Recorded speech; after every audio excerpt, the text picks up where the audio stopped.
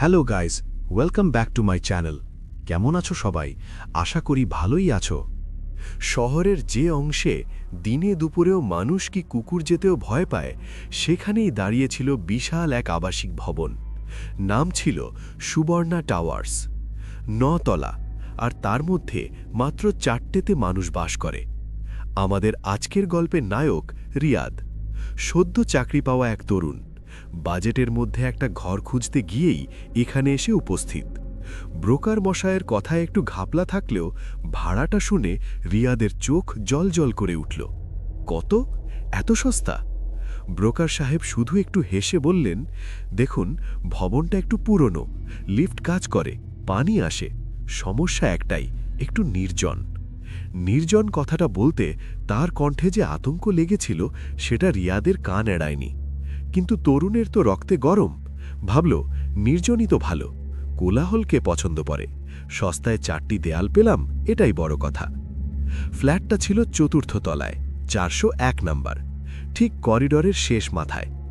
বাড়ি ঢুকতেই ঠান্ডা বাতাস। পুরনো ফ্ল্যাট, জানালার কাঁচ বেশিরভাগই ভাঙা। ব্রোকার দ্রুত চাবি হাতে দিয়ে নামতে শুরু করতেই রিয়াদ জিজ্ঞেস করল, নিচের আর উপরের তলাগুলোতে কেউ থাকে না? ব্রোকার পেছন ফিরে এমন একটা দৃষ্টি দিল যেন রিয়াদ ককটেল পাখির ডিমের ব্যাপারে প্রশ্ন করছে। বলল, থাকে, অবশ্যই থাকে, তবে রাত হলে খুব শোরগোল করে আপনি কিন্তু চেক করতে যাবেন না। আর 4র্থ তলায় ওই যে আপনার পাশের 402 নাম্বার ফ্ল্যাটটা, সেটা অনেক দিন খালি, সেখান থেকে আওয়াজ আসলে পাত্তা দেবেন না, পুরনো পাইপের শব্দ। ব্রোকার চলে গেলে রিয়াদ একলা দাঁড়িয়ে রইল সেই নিস্তব্ধ করিডরে। চারপাশে শুধু তার নিজের নিঃশ্বাসের আওয়াজ, আর দূর থেকে খুবই মৃদু একটা শব্দ, ঠিক যেন কেউ কাঠের মেঝোতে নখ আছড়ে যাচ্ছে। কড়র কড়র। রিয়াদ কান খাড়া করল। শব্দটা যেন আসছে তারই পাশের 402 নম্বর ফ্ল্যাট থেকে। ইনস্টিংটিভলি দরজার সাথে কান লাগিয়ে দিল। হঠাৎ শব্দটা থেমে গেল। তার জায়গায় এলো পরিষ্কার স্পষ্ট 3টে টোকা। টক টক টক, ঠিক দরজার ওপাশ থেকে, যেন কেউ বলছে, দূরে থাক, গায়ে পড়তে আসিস না। রিয়াদের গায়ে কাঁটা দিয়ে উঠল। সে দ্রুত নিজের ফ্ল্যাটে ঢুকে দরজা বন্ধ করে ভেতর থেকে চেন লাগিয়ে দিল। প্রথম রাত, কত রকম শব্দই না শুনল সে। ওপরের তলা থেকে পায়ের শব্দ, যদিও ব্রোকার বলেছিল 5ম তলায় কেউ থাকে না। লিফটটা নিজে নিজেই চলাফেরা করছিল, ডিংডং শব্দ করে থামতেছিল বিভিন্ন তলায়। আর সবচেয়ে ভয়ঙ্কর ব্যাপারটা ঘটল রাত 3টায়। ট্যাপটা নিজে নিজেই খুলে গেল। পানি পড়ার শব্দে রিয়াদ ঘুম ভেঙে দেখল বাথরুমের লাইট জ্বলছে। সে নিশ্চিত ছিল লাইট বন্ধ করেই শুয়েছিল। ভয়ে কাঠ হয়ে শুয়ে থেকে সে শুনতে পেল বাথরুম থেকে শুধু পানির শব্দই নয়, কারো খুব মৃদু বিকৃত গুনগুনানি। সকাল হতেই রিয়াদের কাছে সবকিছু স্বপ্ন মনে হলো। রোদ এসে পড়েছে ঘরে। সে সিদ্ধান্ত নিল পাশের ফ্ল্যাটের রহস্য একটু খতিয়ে দেখবে। 402 নম্বর ফ্ল্যাটের দরজায় তালা দেখে সে হতাশ হল। কিন্তু দরজার নিচের ফাঁক দিয়ে কি যেন একটা সাদা কাগজের টুকরো বেরিয়ে আছে। রিয়াদ সেটা টেনে বের করল।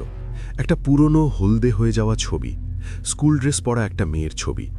মেয়েটির চোখে অস্বাভাবিক ভয়, আর ছবির পেছনে লাল কালিতে লেখা, ও আমায় দেখতে পায়। রিয়াদের মুখ শুকিয়ে গেল। ছবিটা যেন তাকেই দেখছে। এমন সময় পেছন থেকে একটা কর্কশ গলার আওয়াজ শুনতে পেল সে। ওইটা ফেলে দাও। পেছন ফিরে দেখল নিচের তলার এক বুড়ো দাঁড়িয়ে, চোখে প্রচণ্ড ভয়। সে বলল, তুমি নতুন ভাড়াটে, এই ফ্ল্যাটে থাকবে? বাপরে বাপ! রিয়াদ জিজ্ঞেস করল, এটা কার ছবি? বুড়ো কেঁপে উঠল। কেউ না, মানে ছিল একটা পরিবার, মা বাবা আর মেয়ে। মেয়েটার কিছু সমস্যা ছিল। সে বলতো এই ভবনে তার এক বন্ধু আছে, একটা লম্বা কালো চোখহীন বন্ধু যে সারাক্ষণ তার সঙ্গে কথা বলে। মা বাবা ভেবেছিল শিশু সুলভ কল্পনা, কিন্তু পরে তারা নিজেরাই দেখতে শুরু করলো। রান্নাঘরের আলমারির ভেতর থেকে, বাথটাবের নিচ থেকে, আর সিঁড়িতে হামাগুড়ি দিয়ে উঠতে দেখত ওই কালো জিনিসটাকে। শেষ পর্যন্ত তারা পালিয়েছে, কিন্তু ওরা চলে গেছে বলে সে কি চলে গেছে? বুড়ো চলে গেল। রিয়াদ হাতের ছবিটা আরও ভালো করে দেখল। মেয়েটার স্কুল ব্যাগের পাশে একটা পুতুল ছিল, অদ্ভুত পুতুল, যার একটি চোখ নেই। রিয়াদের মনে পড়ে গেল কাল রাতেই সে তার আলমারির এক কোণে ঠিক এমনই একটা পুতুল দেখেছে। ভেবেছিল আগের ভাড়াটে রেখে গেছে। সে দৌড়ে গিয়ে আলমারি খুলল। পুতুলটা সেখানে নেই, কিন্তু আলমারির কাঠের গায়ে গভীর দাগ, একটানা লম্বা দাগ, যেন খুব লম্বা ধারালো নখ আছড়ে দিয়েছে কেউ। সেদিন রাতেই রিয়াদের ভয়টা বাস্তব আকার ধারণ করল। সে ঘুমোতে যাওয়ার আগে বাথরুমে কাপড়ের বালতিতে কিছু কাপড় ফেলতে গিয়ে চিৎকার করে উঠল। বালতির ভেতর সেই এক চোখাওয়ালা পুতুলটা বসে আছে, আর তার হাতে রিয়াদেরই একটা নতুন রেজা ব্লেড। পুতুলের মুখটা আগের মতো নেই, ঠোঁট দুটো কৃত্রিমভাবে টেনে উপরে উঠিয়ে দেয়া, একটা বিকৃত হাসি ফোটানো হয়েছে। রিয়াদ পেছনে হটতে হটতে দরজার দিকে যাবে, এমন সময় শুনতে পেল পাশের ফ্ল্যাট 402 নম্বর থেকে আবার সেই নখ আঁচড়ানোর শব্দ, কর কর। কিন্তু এবার শব্দটা শুধু 402-এ সীমাবদ্ধ নেই, শব্দটা যেন করিডর বেয়ে তার নিজের দরজার কাছ পর্যন্ত চলে আসছে। দরজার নিচের ফাঁক দিয়ে কি যেন কালো স্যাঁতসেঁতে একটা জিনিস ভেতরে ঢুকতে চাইছে। দরজার ফাঁক দিয়ে যে জিনিসটা ঢুকতে চাইছিল, রিয়াদ চিৎকার করে দরজায় লাথি মেরে দিল। শব্দটা মুহূর্তের মধ্যে থেমে গেল, কিন্তু রিয়াদ জানত ওটা কেবলই শুরু। সে পুরো রাত জেগে বসে রইল, হাতে একটা হাতুড়ি ধরে। ভোর হলেই সে সিদ্ধান্ত নিল এই ভবনের ইতিহাস খুঁজে বের করতেই হবে। বাড়ির নিচে একটা ছোট দোকানে গিয়ে সে জিভে একটু মিষ্টি মাখিয়ে প্রশ্ন করল, সুবর্ণা টাওয়ার্সের কথা শুনেছেন? 4র্থ তলায় আগে কে থাকত? দোকানদার আগে তো খুব গল্প করতে উৎসাহী ছিলেন, এখন হঠাৎ চা বানানোতে ব্যস্ত হয়ে গেলেন। বললেন, জানি না ভাই, পুরনো বাড়ি, লোক আসে যায়। কিন্তু রিয়াদের জিদ চেপে গেছে। সে স্থানীয় একটা আর্কাইভিস্টের কাছে গেল। পুরনো সংবাদপত্র ঘেটে একটা ছোট খবর পেল। বছর 10 আগের কথা। খবরটা ছিল সুবর্ণা টাওয়ার্সে অগ্নি নির্বাপক অনুশীলন, বসতি ছাড়াই আগুন নেভানোর মহড়া সফল। বসতি ছাড়া? কিন্তু সেই বুড়ো তো বলেছিল একটা পরিবার ছিল। রিয়াদ আরও ভালো করে দেখল। ছবিতে দেখা গেল ফায়ার ব্রিগেডের ট্রাক আর ভবনের 4র্থ তলার একটা জানালা থেকে কৃত্রিম ধোঁয়া বেরোচ্ছে। কিন্তু সেই জানালাটা, সেটা রিয়াদের নিজের ফ্ল্যাটের জানালা। সে আঙুল দিয়ে খবরের তারিখটা দেখল, তারপর হঠাৎ চমকে উঠল। তারিখটা পড়েছিল আগামীকাল রাত 3:30। মানে আজকের তারিখ থেকে ঠিক 10 বছর আগে এই একই রাতে এই ভবনে আগুন নেভানোর মহড়া হয়েছিল। রিয়াদের গা শিউরে উঠল। সে দ্রুত বাড়ি ফিরল। সন্ধ্যা নেমে এসেছে। ভবনের লবিতে ঢুকতেই দেখল লিফটের দরজা খোলা। ভেতরে দাঁড়িয়ে আছে এক বয়স্কা মহিলা, সাদা শাড়ি পরা, মুখ নিচু করে। রিয়াদ ভাবল হয়তো বাড়ির কেউ। সে লিফটে ঢুকতেই মহিলা বলল, কত তলায়? কণ্ঠস্বর একদম ভাঙা, খসখসে। রিয়াদ বলল, 4 নম্বর। মহিলা বোতাম টিপল না, লিফট নিজে থেকেই চলতে শুরু করল। কিন্তু 4 নম্বরে না থেমে লিফট উপরে উঠতে থাকল। 5, 6, 7। রিয়াদ বলল, আপনি কত তলায় যাবেন? মহিলা মুখ না তুলেই বলল, আমি যাই সর্বোচ্চ তলায়। উপরে আমার ছেলে আমায় ডাকছে। রিয়াদের শিরদাঁড়া ঠান্ডা হয়ে গেল। সর্বোচ্চ তলা মানে 9 তলা, কিন্তু ব্রোকার বলেছিল 4 তলার পরেই কোনো ফ্ল্যাটে বিদ্যুৎ পানি নেই, সব বন্ধ। লিফট চলতেই থাকল। 10, 11, 12। আলো জ্বলছে, কিন্তু চারপাশে শুধু ধুলো আর বন্ধ দরজা। 9 তলায় গিয়ে লিফট থেমে গেল। দরজা খুলল। মহিলা বেরিয়ে করিডরের অন্ধকারে মিলিয়ে গেল। রিয়াদ দ্রুত ডাউন বোতাম চেপে দরজা বন্ধ করতে চাইতেই হঠাৎ একটা ছোট্ট হাত দরজার মাঝখানে চলে এলো, একটা শিশুর হাত। দরজা আবার খুলে গেল। করিডরে কেউ নেই, শুধু দূর থেকে শিশুর কান্নার আওয়াজ শোনা যাচ্ছিল। রিয়াদ পাগলের মতো বোতাম চাপতে লাগল। দরজা বন্ধ হলো, লিফট নিচে নামতে শুরু করল। কিন্তু লিফট আবার থেমে গেল 4র্থ তলায়, তার নিজের ফ্ল্যাটের সামনে। দরজা খুলতেই সে দেখল তার ফ্ল্যাটের দরজা খোলা। ভেতর থেকে টিভির আওয়াজ বেরোচ্ছে। সে নিশ্চিত ছিল দরজা বন্ধ করেই গিয়েছে। সাবধানে ভেতরে ঢুকে দেখল টিভি জ্বলজ্বল করছে, কিন্তু কোনো চ্যানেল চলে না। সাদা কালো শোর। সোফায় কেউ বসে নেই, কিন্তু সোফার একটা অংশ চেপে আছে, যেন কেউ সদ্য উঠে গেছে। রিয়াদের শ্বাস আটকে আসতে লাগল। সে টিভি বন্ধ করতে রিমোট খুঁজতে গিয়ে টেবিলের উপর একটা জিনিস দেখে অচল হয়ে গেল। সেই এক চোখাওয়ালা পুতুল, কিন্তু এবার তার হাতে রিয়াদেরই একটা ফটো। রিয়াদের নিজের বড় হওয়ার ছবি, যে ছবি সে ব্যাগের ভেতর লক করে রেখেছিল। পুতুলের এক চোখ দিয়ে কালো তরল বের হয়ে গাল বেয়ে পড়ছে। রিয়াদ পিছিয়ে যেতে যেতে পা কিছু একটা শক্ত জিনিসের ওপর ঠেকে গেল। নিচে তাকিয়ে দেখল মেঝেতে কয়েকটা পোড়া কাঠের টুকরো ছড়ানো, আর তার পাশেই ছোট একটি মেয়ের স্কুলের জুতা, পুড়ে কালো হয়ে গেছে। হঠাৎ টিভির স্ক্রিনে কিছু পরিবর্তন এলো। সাদা কালো শোরের মধ্যে একটা স্পষ্ট ছবি ভেসে উঠল। একটা পরিবার, বাবা, মা আর সেই ছবির মেয়েটা। তারা তাদের ফ্ল্যাটে, মানে এই ফ্ল্যাটেই বসে আছে, কিন্তু তাদের মুখভঙ্গি ভয়ে কাবু। তারা যেন কার সঙ্গে কথা বলছে, যাকে ক্যামেরা ধারণ করতে পারছে না। মেয়েটা হঠাৎ ক্যামেরার দিকে তাকিয়ে হাসল, আর তার চোখ তখন একদম কালো। সে আঙুল তুলে যেন রিয়াদকেই দেখিয়ে বলল, দেখো, আমার নতুন বন্ধু। স্ক্রিন নিষিক্ত হয়ে গেল। সঙ্গে সঙ্গে পুরো ফ্ল্যাটের সব আলো নিভে গেল। শুধু বাথরুমের দিক থেকে একটা নীলচে আলো আসতে শুরু করল, আর সেই সঙ্গে এলো সেই গুনগুনানি। এবার স্পষ্ট শোনা যাচ্ছিল গানটা, একটা পুরনো অশুভ সুর। আমার বন্ধু, চোখ নেই তার, সে থাকে দেয়ালে, সে থাকে আঁধারে, সে খায় ভয় আর আমায় ডাকে তার সঙ্গে খেলতে চিরদিনের তরে।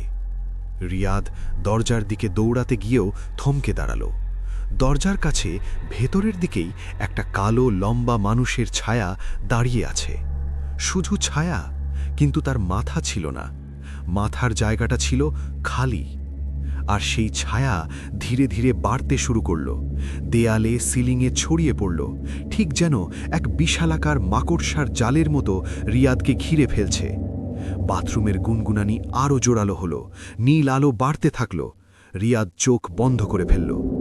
শেষ শব্দটা যা শুনল তা হলো তার নিজের ফ্ল্যাটের দরজায় জোরে জোরে আঘাত, যেন কেউ পালাতে চেয়েও পালাতে পারেনি। আর তারপর চিরতরে নিঃশব্দ।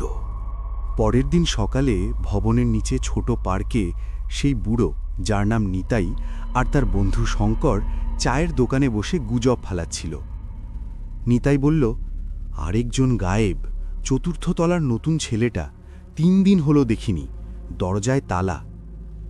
শঙ্কর এক চুমুকে চা খেয়ে বলল, তোমার ওই ভবনটা নিয়ে আর কথা শুনতে চাই না।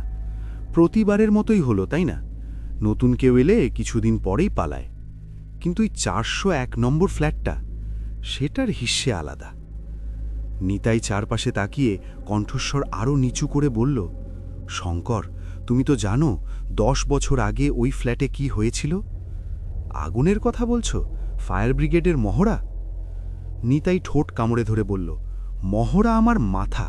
কি মহড়া ভাই, ওটা ছিল আসল আগুন, সত্যিকারের ভয়ানক আগুন, যা শুধু ওই একটি ফ্ল্যাটেই সীমাবদ্ধ ছিল।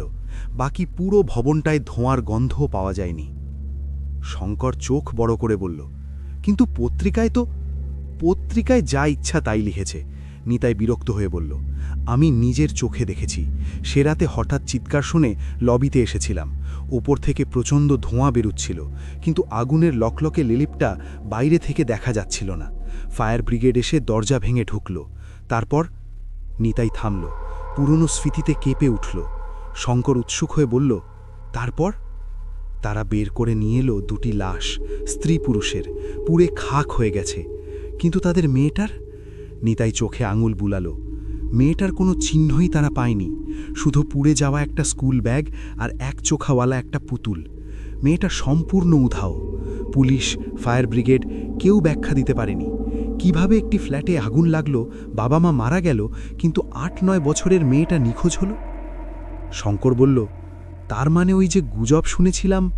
হ্যাঁ, নিতাই মাথা নেড়ে বলল, ওই যে গুজব শোনা যেত, মেয়েটা আগুন লাগার আগেই মারা গিয়েছিল, বাবা মা হয়তো লুকিয়েছিল। আবার অনেকে বলে জিনের আছড় ছিল মেয়েটির ওপর, হয়তো জিনে নিয়ে গেছে। শঙ্কর কাঁপতে কাঁপতে বলল, তাহলে এখন ওই ছেলেটা কি হলো? নিতাই শূন্যের দিকে তাকিয়ে বলল, কি হবে? হয়তো পালিয়েছে, আগে সবাই যেমন পালিয়েছে। কিংবা, সে গলাটা একটু পরিষ্কার করে, কিংবা সে এখন ওই ফ্ল্যাটের চিরস্থায়ী বাসিন্দাদের একজন হয়ে গেছে। দুজনেই নীরব হয়ে গেল। উপরে সুবর্ণা টাওয়ার্সের চতুর্থ তলার জানালাগুলো থেকে সূর্যের আলো প্রতিফলিত হচ্ছিল, কিন্তু 401 নম্বর ফ্ল্যাটের জানালাটা শুধু কালো অস্বচ্ছ কাঁচের মতো দেখাচ্ছিল, যেন ভেতরে কেউ কালো পর্দা টেনে দিয়েছে। আর সেই ফ্ল্যাটের ভেতরে এখন সবকিছু স্থির। শুধু লিভিং রুমের একটি দেওয়ালে, যেখানে আগে কিছুই ছিল না, সেখানে এখন দুটি অস্পষ্ট ছায়া জমাট বেঁধে আছে, একটি ছোট, একটি লম্বা। তারা নিথর হয়ে দাঁড়িয়ে। তাদের সামনের টেবিলে রাখা ফটোফ্রেমে এখন রিয়াদের ছবি স্পষ্ট হাসছে, আর পাশেই এক চোখাওয়ালা পুতুলটি, যার এখন দুই চোখই সম্পূর্ণ কালো, কাঁচের ভেতর দিয়ে যেন বাইরের দিকে পার্কে বসে থাকা নিতাই আর শঙ্করের দিকে তাকিয়ে আছে। এবং সন্ধ্যা নামলে, যখন ভবনটা সম্পূর্ণ অন্ধকারে ডুবে যাবে, তখন আবারও শোনা যাবে সেই ছড়ার সুর। এবার শুধু একটি শিশুকণ্ঠে নয়, এবার সঙ্গে থাকবে একটি তরুণ পুরুষের করুণ স্বর। তারা একসাথে গাইবে, আমার বন্ধু, চোখ নেই তার, সে খায় ভয়, আর আমায় ডাকে চিরদিনের তরে।